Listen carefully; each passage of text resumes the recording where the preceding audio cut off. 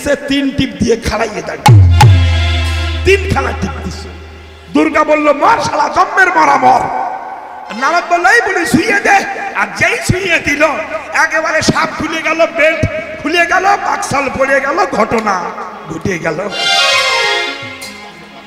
ভাবতে পারেন ওই বিশাল চেহারার মানুষ যদি উলঙ্গ হয়ে যায়, দুর্গাকে রাগ করে শুয়ে আছে, ও মুখ আর দেখবো না।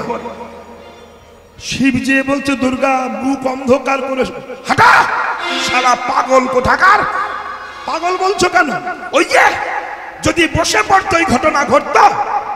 শিব বলছে আমি তো বুঝতে পারিনি। বুঝতে পারোনি? আমি তোমায় টিপ দিলাম, তুমি আমার উল্টে টিপলে কেন? শিব বলল আমি ভাবলাম বিয়ে করতে আসলে বুঝি এরকম টিপা টিপি করতে হয়, আমি জানি এই ঘটনা। হ্যাঁ, দুর্গা বলল শালা পাগল কি সাধে বলেছে? হ্যাঁ, সেই যে রাগ দুর্গার আছে, ভুলিনি। তাই দুর্গা বলছো তুমি যে গোপালকে দেখতে যাচ্ছ, ওসব ফেলো, এসব ফেলে দিয়ে ভালো জামা কাপড় পরে একটু ইনটিন করে যাও, ইস্ত্রি করা জামা প্যান্ট ইনটিন করে যাও। ও তো অভ্যাস না, শ্মশানের ছাই মাখা অভ্যাস। কিছু কিছু খুলেছে, গলা সাপ তখন বলছে বাবা এতদিন তোমার গলায় থাকলাম, আর কৃষ্ণ দর্শনে যাওয়ার সময় আমাকে নামিয়ে দেবে, ততটা বুঝেছেন? বিষধর সর্প বলছে বাবা তুমি পঞ্চানন, তুমি মহাবৈষ্ণব, এতদিন তোমাকে সঙ্গ করেছি, আজ তুমি কৃষ্ণ দর্শনে যাচ্ছ, আমাকে যদি নামিয়ে দিয়ে যাও আমার তো কৃষ্ণ দর্শন হবে না। দেখেছেন সাপটা গলার মধ্যে পেঁচিয়ে আছে, আমাকে নিয়ে যাবে না।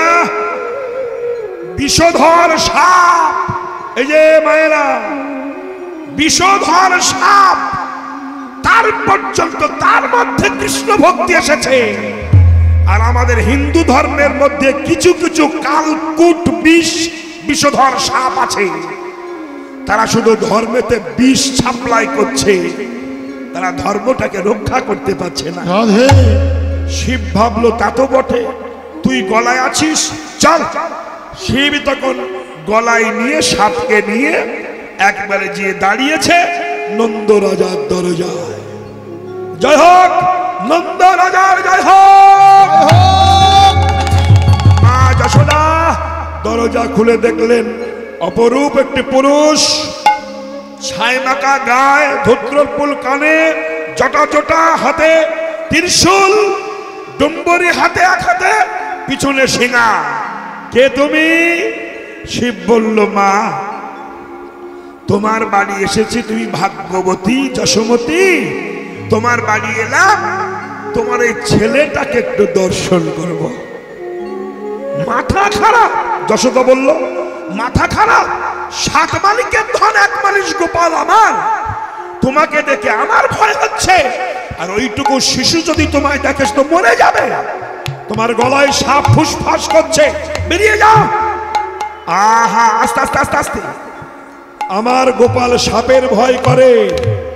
শিব তখন বলছে মা তুমি তোমার গোপালকে চেনো না, তোমার গোপাল সাপের উপরে শুয়ে থাকে। ভুল বলছে? ভগবান অনন্ত নাগ মানে সাপের উপরে শুয়ে আছে না কেন? সাপের দেহটা খুব শীতল, খুব ঠান্ডা, আর ওই যে দোলনায় যখন আপ ডাউন করে দোলনার মতো, ওখানে ভগবান বেশ সুন্দর ঘুম হয়, বেশ সুন্দর থাকে।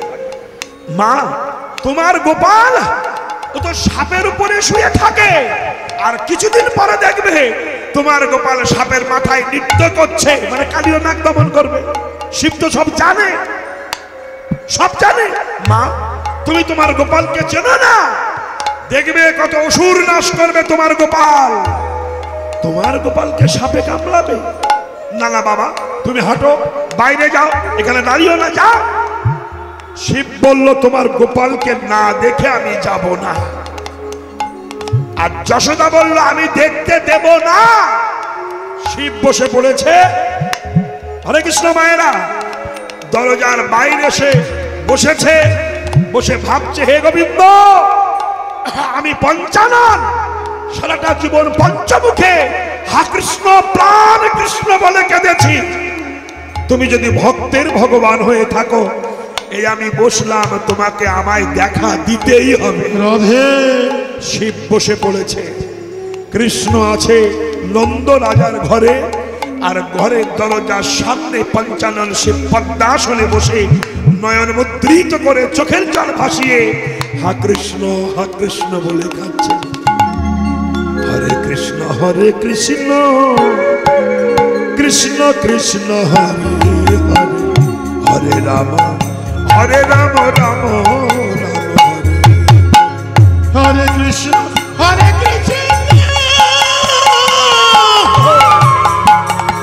কৃষ্ণ কৃষ্ণ হরে হরে, হরে রাম হরে হরে, হরে রাম হরে রাম হরে হরে, হরে কৃষ্ণ কৃষ্ণ হরে হরে, হরে রাম রাম রাম হরে হরে।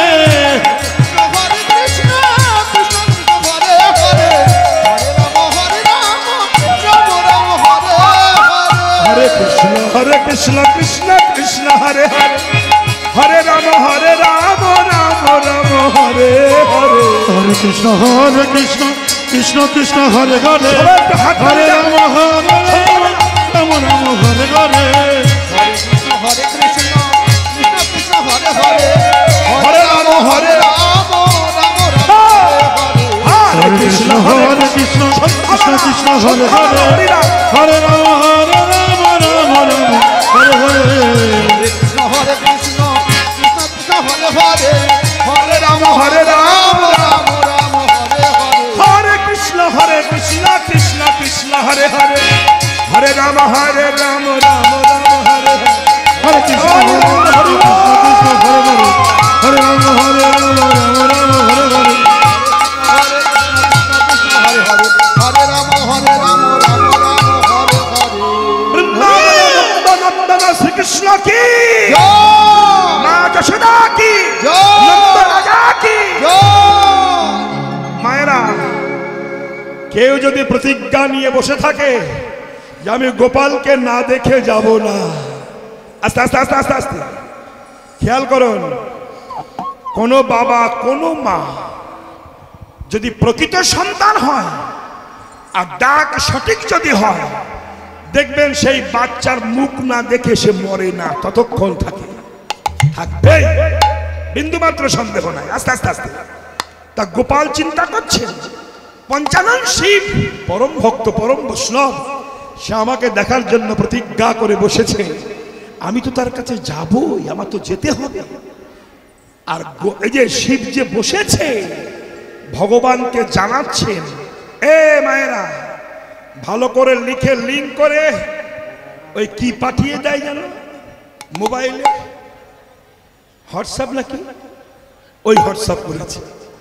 গোবিন্দ পড়েছে, ভাবছে হ্যাঁ পঞ্চানন বসে আছে। গোবিন্দ বলছে, হে পঞ্চানন, 4 দিনের শিশু আমি তোমার কাছে দেখা দেবো কি করে, ছলে বলে যেতে পারি কি, দাঁড়াও দেখি। পঞ্চানন বলছে, প্রভু তুমি, তোমার হাতে একটা যন্ত্র আছে, কি ভক্ত তো তোমার জন্য কাঁদছে, আর তুমি যদি ভক্তের কাছে যেতে চাও, তোমার হাতে যন্ত্র সেটা কান্না, তুমি একটু কাঁদো। কেন, বাচ্চা যদি কাঁদে আর যত্নের বাচ্চা যদি হয়, সে মায়ের বুক ফেটে যায়। গোপাল কান্না শুরু করেছে, আর কান্নার একটা ডিজাইন থাকে, সে যে কি কুশ্রী কান্না কাটছে। এ গোপাল কুচ্ছি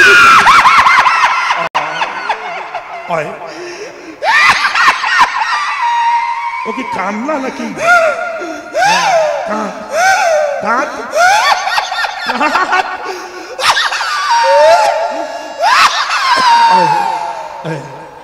আচ্ছা, কি মনে হয় যে কচি গোপাল এ তো বুড়ো গোপাল?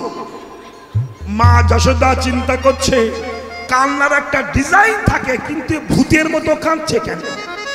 এর কি ভূতে ধরলো? মা যশোদা অনেক ফুকফাক করলো, কিছু হচ্ছে না, ও শুধু কেঁদেই যাচ্ছে। তার মানে এইভাবে কাঁদবো, মা আমাকে ছলে বলে কলে কৌশলে শিবের সঙ্গে মিলন ঘটিয়ে দেবে। আর যখন কাঁদছেন তখন মা যশোদা এক গোপীকে বলল, দেখ তো কোনো কবিরাজ বাইরে আছে কিনা। এসে দেখে হ্যাঁ সেই শিব পঞ্চানন। পঞ্চাননকে বলছে, যে বাবা তুমি ভূত ঝাড়াতে পারো? ভূত ভূত। শিব বলছে, মানে আমি তো ভূত না, ভূতের এজেন্ট আমি।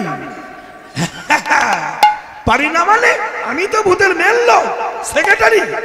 আরে বাপরে, তাহলে আমাদের গোপালের ভূতে ধরেছে, একটু ঝাড়িয়ে দেবে? এই চশ, এই যে এই চেয়ারের বৌমা, এই গোগাই যা যা, কায়দা করে চেয়ারে বসেছে, সর্বনাশ করছো কেন? তবে বিষয়টি কেমন? বেশ, তুমি তাহলে গোপালকে নিয়ে এসো, তোমাদের ছেলেকে ভূত তাড়িয়ে দেবো। পঞ্চানন দেখুন, খেয়াল করুন মায়েরা, ডাক যদি সঠিক হয়, ভগবান যা আসেন ইহাতে বিন্দু মাত্র সন্দেহ নাই। কীর্তন অনেকে দেয়, কেউ দেয় ভক্তির সঙ্গে, কেউ দেয় শক্তির সঙ্গে, কেউ দেয় অহংকারীর সঙ্গে, তাই না? ভক্তি মার্গের কীর্তন না শুনলে শোনাই কোনো সাকসেসফুল হবে না, ভক্তি তৈরি হবে না। আবার কেউ কেউ, আমি অনেক জায়গায় কীর্তন করি, আমি 62 থেকে 63 বৎসর কীর্তন গাইছি। আমি, আমার বয়স হলেই, এই জ্যৈষ্ঠ মাস পড়লো 75-এ পড়লাম, বয়স আমার কম হয়নি। এতদিন কীর্তন গাইছি। আমার জীবনে একটা চিটিংবাজ কমিটির হাতে পড়ে গিয়েছিলাম কদিন আগে, এই গোয়ালবাড়িয়া থেকে ডান দিক ঢুকে শ্রীকৃষ্ণনগর হালদার পাড়া। এই কমিটি, এই যে কত বড় বিশ্বাসঘাতক বেঈমান, এরা কীর্তনিয়াদের কীর্তন করিয়ে যা করে ব্যবহার, সেটা আমি আর বলবো না। ইউটিউব চলছে, আমি বলবো কীর্তন যদি দিতে চান কীর্তন করেন, বিশ্বাসঘাতকতা করবেন না, ভদ্রভাবে আনবেন, ভদ্রভাবে ঘর থেকে পাঠিয়ে দেবেন। নিয়ম, আপনারা আমাদের নিমন্ত্রণ করে আনেন, আপনাদের কাছে আপনাদের ভরসায় আমরা আসি। আপনারা যদি আমাদের সঙ্গে বিশ্বাসঘাতকতা করেন, আমরা যাবো কোথায়? ভাবতে হবে না। আর হরিনামে যদি চিটিংবাজি হয়, সে হরিনাম তো সর্বনাশ। সে গ্রামে অনেক ভদ্রলোক আছে, এই কয়েকটা কালপিটের জন্য ভদ্রলোকেদের সম্মান নষ্ট হচ্ছে। তাহলে হরিনাম করবো না, তাই বলে চিটিংবাজি করবো কেন? মা, তাইতে বলবো হরিনাম যদি করতে হয়, হরিনাম শুনতে হয়, ভক্তি মার্গে দাঁড়িয়ে শুনতে যতটুকু হবে তাই না। অতএব ভক্তি দিয়ে যদি ডাকা হয়, ভগবান আসতে বাধ্য, বিন্দু মাত্র সন্দেহ নাই, আসবেই। আমি তাই বলবো মায়েরা, পঞ্চানন যখন ডেকেছেন, হে কৃষ্ণ দেখা দাও, মা যশোদা গোপালকে নিয়ে পঞ্চাননের কাছে সে দাঁড়িয়েছে। আস্তে আস্তে আস্তে আস্তে এত সাধনার বস্তু যে পঞ্চানন 5টা মুখে কৃষ্ণ গুণগান গেয়েছে। হ্যাঁ, সেই পঞ্চানন হঠাৎ যখন কৃষ্ণ রূপ দেখলেন মা যশোদার কোলে, একেবারে মুগ্ধ হয়ে গেলেন পঞ্চানন। একখানা পদ গেয়েছেন এখানে, কি? কৃষ্ণ রূপ হেরি ঝুরে আখি বাড়ি, কৃষ্ণ রূপেরি জুড়ে আখি বাড়ি, মনে মনে স্তব করে, মনে মনে স্তব করে, তোমার কত না ডাকিন, কত না কাঁদিন,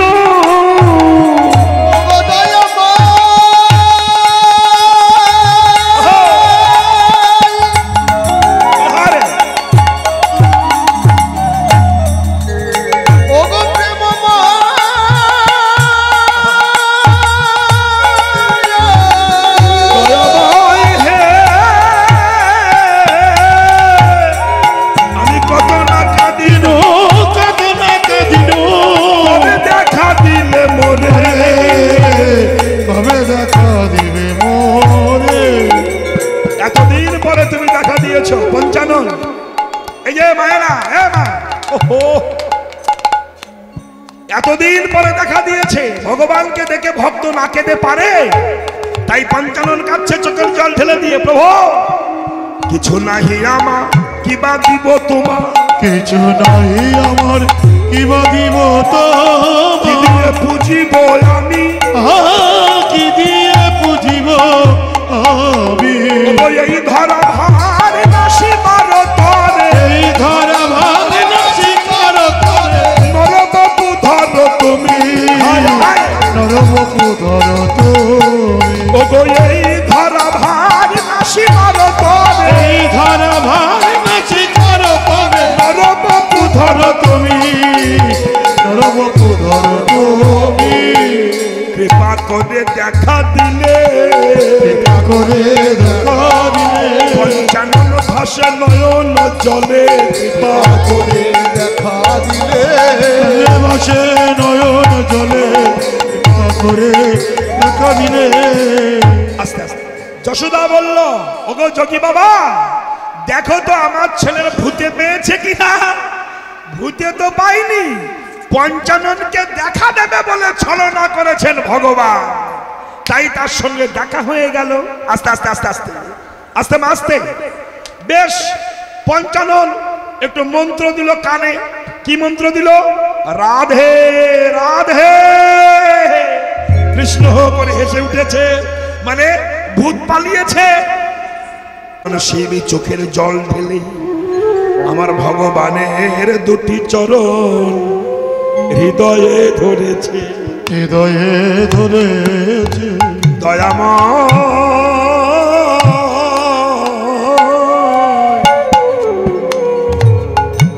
ভগবান,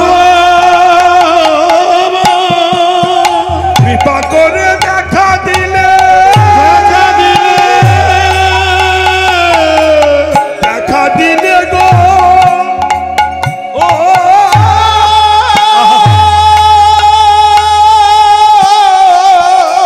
ওগো দয়াময়,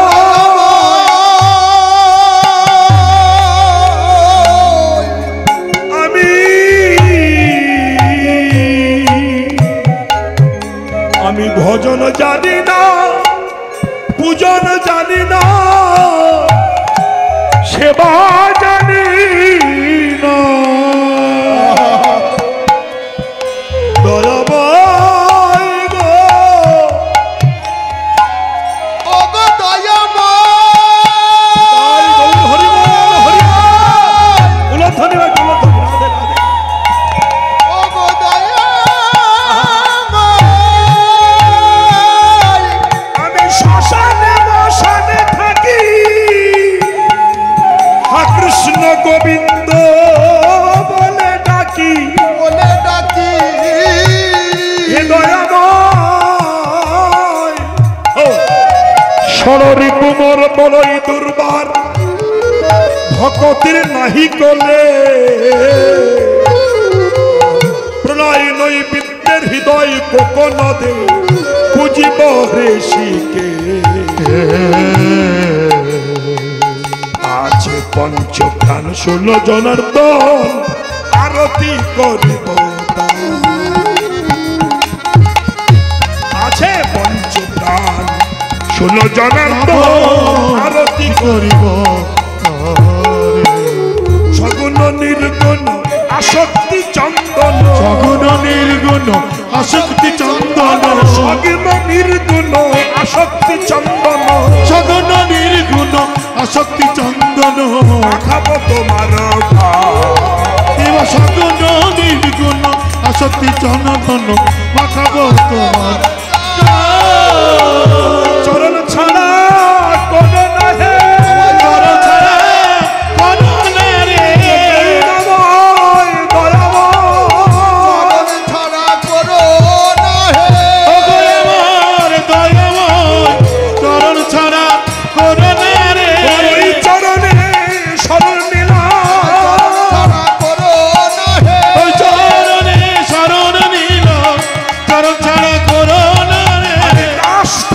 লিখে দিলাম চরণ ছাড়া করো না হরে দাস কথা লিখে দিলাম চরণ ছাড়া করো না রে চরণ ছাড়া করো না হে করো না চরণে শরণ নিলাম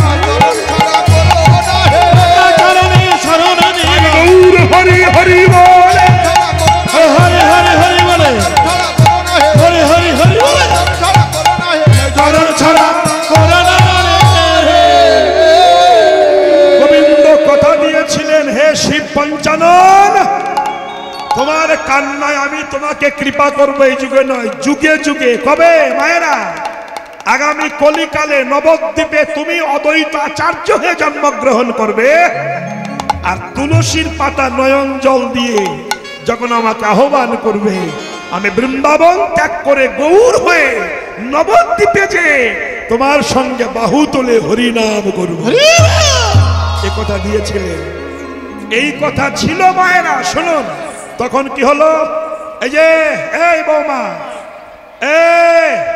আস্তে আস্তে আস্তে এবার কি হলো সেই পঞ্চানন শিব হয়ে নবদ্বীপে শান্তিপুরে অদ্বৈত হয়ে এলেন তুলসীর পাতা নয়ন জল দিয়ে যাদবায় মাধবায় কেশবায় নম বলে গঙ্গার জলে ভাসিয়ে দেয় তুলসী আর সেই তুলসী ভাসতে ভাসতে গোলক বৈকুণ্ঠে যেয়ে দাঁড়ায় লেখা আছে তুলসীর পাতা হে প্রভু দয়াময় কলির মানুষ এরা অনাচারী অত্যাচারী ব্যভিচারী দুরাচারী পাপাচারী এরা বিশ্বাসঘাতক অনেকে বেঈমানি করছে এরা আপন তত্ত্ব ভুলে গিয়েছে মানুষের আচার বোঝে না মানুষের বিচার বোঝে না মনুষ্যত্ব বোঝে না পরতত্ত্ব বোঝে না হে ভগবান তুমি কলির মানুষকে উদ্ধার করবার জন্য এই ভক্তের কাছে ভক্তের ভগবান হয়ে তুমি আবির্ভূত হও এই চিঠিটা পেয়েছেন ভগবান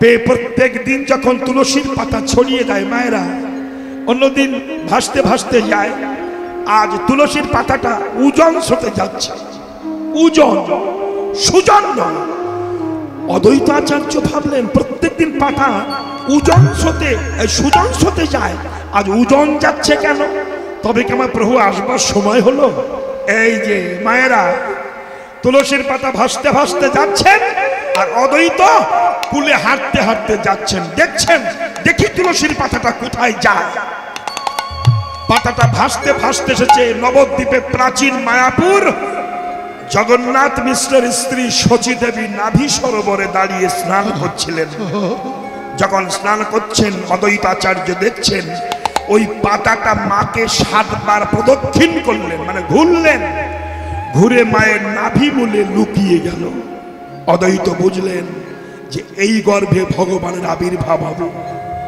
কিন্তু একটা বিচার আছে আস্তে আস্তে আস্তে আস্তে আস্তে আস্তে ভগবান তো যাকে তাকে বলে মেনে নেওয়া যাবে না আমাদের হিন্দু ধর্মের যে অবস্থা এখন ভুইফোড় ভগবান রেডিমেড ভগবান চিটিংবাজ ভগবানে ভগবানে ভগবানে ফাউল লাগে 2-4টে ভগবান মরেও যাচ্ছে এত ভগবান তৈরি হয়েছে সত্যি তাই আপনি দেখুন তাকিয়ে ভালো করে দেখুন ঘরে ঘরে এক একজন এক এক রকম পূজা করে কেউ কালী ভক্ত কেউ শিব ভক্ত কেউ দুর্গা ভক্ত কেউ রামকৃষ্ণ ভক্ত কেউ অনুকূল ঠাকুর ভক্ত তাই না কেউ আবার আম্বেদকর ভক্ত আবার কেউ বুদ্ধ ভক্ত আবার কেউ সাই বাবা ভক্ত আবার কেউ বা হরিচাঁদ ঠাকুরের ভক্ত মানে ভগবানে ভগবানে ফাউল লেগে গেছে তা হোক কিন্তু কোন ভগবানের শিষ্যের সঙ্গে কারোর সঙ্গে কারোর মিল নাই ভগবান চিন্তায় পড়ে গেছে কি হবে উপায় কি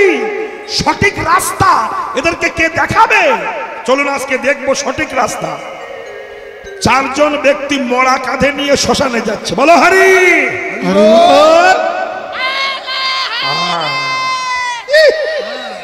বলো হরি হ্যাঁ যেই বলেছে যেতে যেতে একটা 4 রাস্তার মাঝখানে 4 জনা দাঁড়িয়ে গেছে একজন বলছে দাঁড়ালি কেন বলছে শ্মশান চিনতে পারিনি একটু আগে হেঁটে গেলেই শ্মশান এই মেয়ে চাপ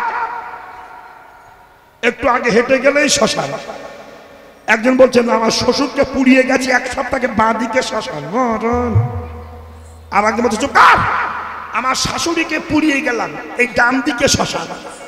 আর অত বসে বুঝিস না, বাপের আগে হাঁটিস না, সামনে শ্মশান। চারজনা এত ঝগড়া বাঁধিয়েছে, তাদের ঝগড়া শুনে মরা উঠে বসেছে। উঠে বসে বলছে আমার নামিয়ে দে, আমি হেঁটে শ্মশানে যাচ্ছি। তাহলে তেমনি হিন্দুর ভগবান হিন্দুদের ঝগড়া শুনে বলছে আমার নামিয়ে দে, আমি হেঁটে শ্মশানে যাই। পথে কে ভগবান? এই যে মায়েরা, কাকে ভগবান বলে মানবেন একটু শুনুন। এসব জিনিস পালা শুনবেন, কিন্তু আমি মরে গেলে আর পাবেন না, এটা অহংকার নয়। আমি দেওয়ার চেষ্টা করি, একটু মন দিয়ে শুনবেন। কে ভগবান? হিন্দুর সঠিক ভগবান কে এগুলো জানুন। তাই অদ্বৈতাচার্য ভেবেছিলেন সচিমাতার গর্ভে যদি ভগবান আসে, যদি ভগবান সচিমাতা 10টি সন্তান প্রসব করে, 10টি তো ভগবান হবে না। আমি কি করে বুঝবো কে সঠিক ভগবান? তা ভাবলেন, যখন সচিমাতা প্রসব করবে, বাচ্চা প্রসব করবে, আমি সাষ্টাঙ্গে প্রণাম করব। আমি সদাশিব মহাবিষ্ণু অবতার, আমার প্রণাম সহ্য করে যদি সেই বাচ্চা বেঁচে থাকে তবে সে ভগবান, আর যদি মরে যায় সে ভগবান নয়। শুনে নেন, একটু ব্যাকরণগত অর্থের মধ্যে যায়। একটি হচ্ছে অকারান্ত শব্দ, একটি ইকারান্ত শব্দ। বাবারা শুনবেন, আপনি অনেক পিছনে বসে আছেন, তো যেসব শ্রদ্ধেয় নমস্য প্রণম্য ব্যক্তিগণ আছেন, আপনাদের চরণে আমার দূর থেকে প্রণাম। কথাগুলো শুনবেন। বিভ্রান্তের পথে হিন্দু ধাবিত হচ্ছে, সেই বিভ্রান্ত পথ থেকে একটু সরিয়ে আনি। দেখুন, শাস্ত্র জগৎকে শাসন করে, শাস্ত্র যা বলছে সেটা মানতে হবে। আমি একটু ব্যাকরণগত অর্থের মধ্যে যাচ্ছি। ব্যাকরণ, অকারান্ত শব্দ আর ইকারান্ত শব্দ। অকারান্ত শব্দ যদি কোথাও দাঁড়ায় তবে হয় বান, আর ইকারান্ত শব্দ যদি কোথাও দাঁড়ায় তবে হয় মান। কেন? একটি হচ্ছে বতুত প্রত্যয় অক্ষর, আর একটি হচ্ছে মতুত প্রত্যয় অক্ষর। তাহলে গুণ অকারান্ত শব্দ গুণবান, ধন অকারান্ত শব্দ ধনবান, শক্তি ইকারান্ত শব্দ, শক্তিবান ভুল হবে, শক্তিমান হবে। কেন? বতুত প্রত্যয় অক্ষর। গুণের বতুত প্রত্যয় করলে হয় গুণবান, ধনের মতুত প্রত্যয় করলে, এই যে ধনের এই যে বতুত প্রত্যয় করলে হয় ধনবান, আর শক্তির মতুত প্রত্যয় করলে হয় শক্তিমান। তেমনি গুণ যার আছে তিনি গুণবান, ধন যার আছে তিনি ধনবান, শক্তি যার আছে তিনি শক্তিমান, তেমনি ভগ যার আছে তিনি ভগবান। এবার ভগ কাকে বলা হয়?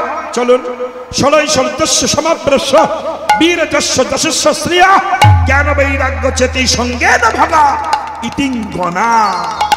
বলছে ষড়ৈশ্বর্য পূর্ণবান তাকে বলা হয় ভগবান। কি কি? ঐশ্বর্য, বীর্য, যশ, শ্রী, জ্ঞান, বৈরাগ্য, এই 6টা যার মধ্যে আছে তিনি ভগবান। এই যে মায়েরা, কিন্তু কৃষ্ণ যে সুনিশ্চিত ভগবান আর সন্দেহ রইল না। কেন? ব্রহ্ম সংহিতায় লিখেছেন, ঈশ্বর পরম কৃষ্ণ সচ্চিদানন্দ বিগ্রহ অনাদির আদি গোবিন্দ, যিনি সর্বকারণের কারণ। মহর্ষি কৃষ্ণ দ্বৈপায়ন বেদব্যাস বলেছেন, এতে চাংস কলাপংস কৃষ্ণস্ত ভগবান স্বয়ং। কৃষ্ণে কোনি ভগবান আর সব বৃত্ত, যারে জয়ছে না চাইছে তৈছে করে নিত্য। এই যে আর সব কলা, কলা কাকে বলা হয়? অংশ হতে অংশ বাহির করলে তাকে কলা বলা হয়। যেমন কলা গাছ, তাতে মোচা হয়। এই মোটা বৌমা শোনো, আমি মোটা তুমি মোটা, ঘোটাঘুটি করো না, বিষয়টি বোঝো। মরণ আমি আসা পর্যন্ত বলছি, শোনো। এইবার ব্যাপারটা দেখো, মহাজনস্য ততস্য পন্থা।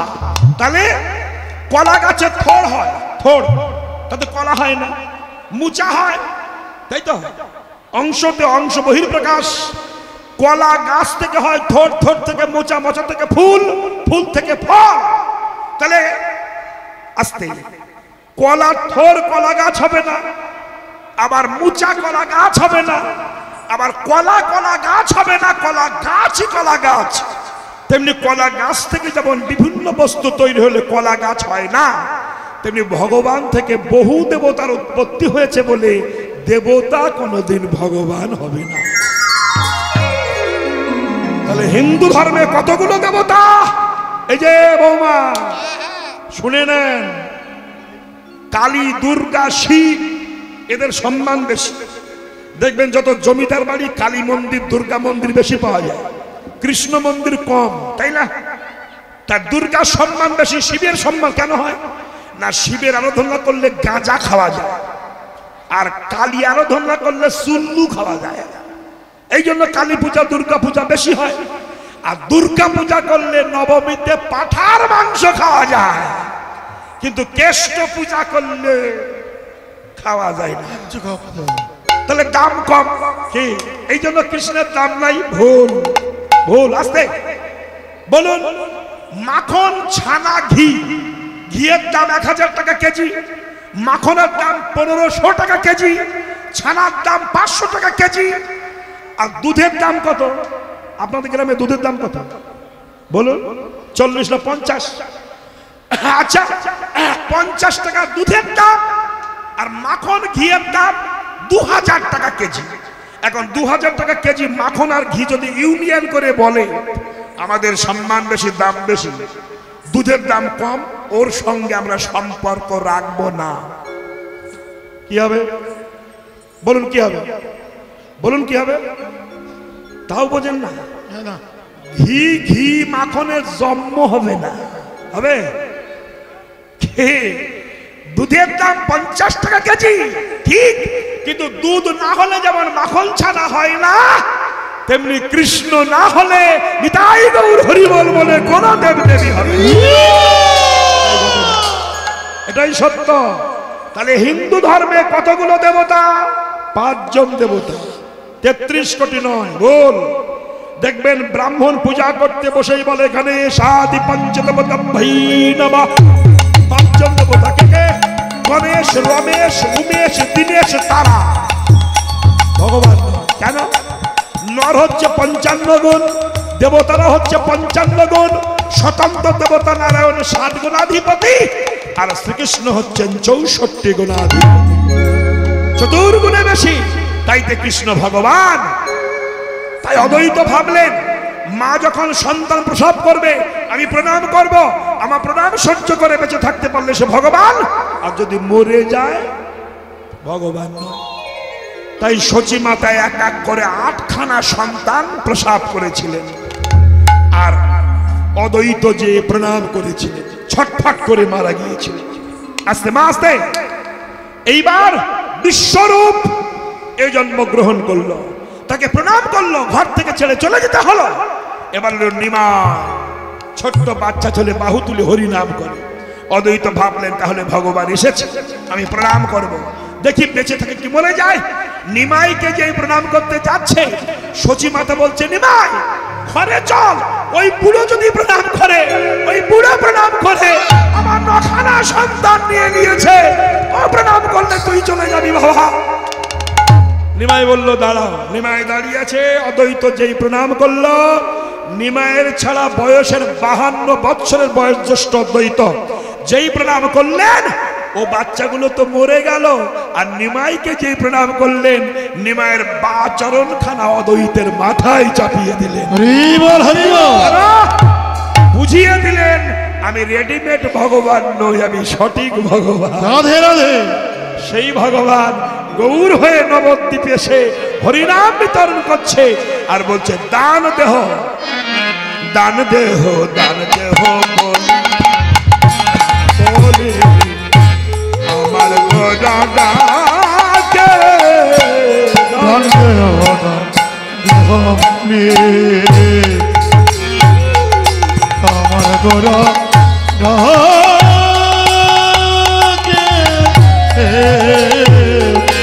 নদিয়া না নদী সবে পড়লা বিপাকে,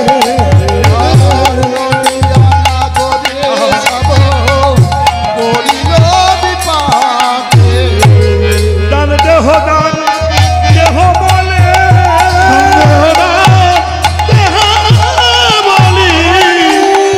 বাহু তুলে দান দেহ দান দেহ বলে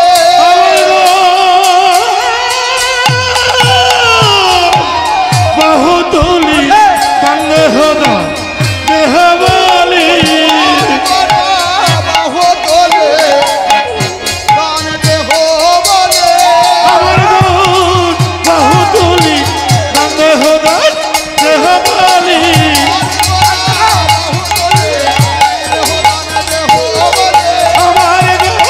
বাহু তুলি দেহ দান দেহ বলি প্রেমানন্দে হরি হরি হরি বলে দান দেহ দান দেহ বলি দান দেহ। এই যে মা সকল, দান দেহ মানে আমাকে কিছু দান দাও না, এটা নয়, এটা কীর্তন নয়। ওরে মারে, বাচ্চাগুলো ঠিক কর না, এতগুলো বাচ্চা তুই একা কোথায় পেয়েছিস? কি সর্বনাশ, আমি মরেছি। আচ্ছা, বিষয়টা কেমন হবে? হরে কৃষ্ণ। তাহলে অনেক বাচ্চা একসঙ্গে নিয়ে বসেছে। আচ্ছা যাক, ওদের কাজ তো একটু হুড়োহুড়ি করবে। কি বলছিলাম? তাহলে দান দেহ মানে দান দাও না, দান দেহ। কোন কোন জায়গায় দান করলে দুর্গতি খণ্ডায়, আর কোন জায়গায় দান করলে দুর্গতি আসে।